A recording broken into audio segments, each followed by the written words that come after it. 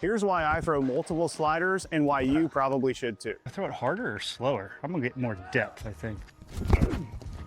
That works. So the two most common slider types are the traditional gyro slider, more bullet spin, and the traditional sweeper, which is more side spin. Both of these pitches are classified as slider types, but they have very, very different movements and serve very different purposes within your arsenal. The gyro slider is typically around 0 induced vert and 0 horizontal on a movement plot. This basically means this pitch is only affected by gravity. You can typically throw this a lot harder than a sweeper, and to the hitter, even though it has 0 induced vert, doesn't signal a lot of depth, this does appear very, very depthy to them. Big sweeper, big nasty, guaranteed punch out.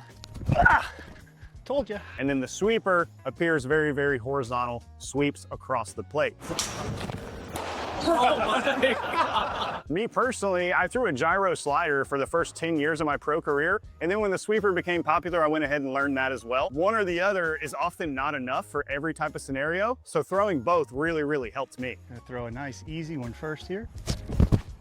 Now, later in the AB, if I want to get nasty with it, he ain't seen it yet. For example, my sweeper has a lot of horizontal movement, which makes it pretty tough because it's always breaking into lefties. So to lefties, the sweeper wasn't playing very well unless I could backdoor it, which quite frankly is just a really tough pitch to execute.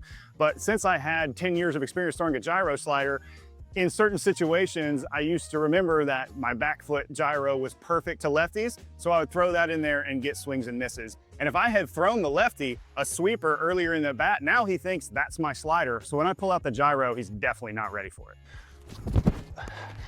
Where you going, Brian? Where you going?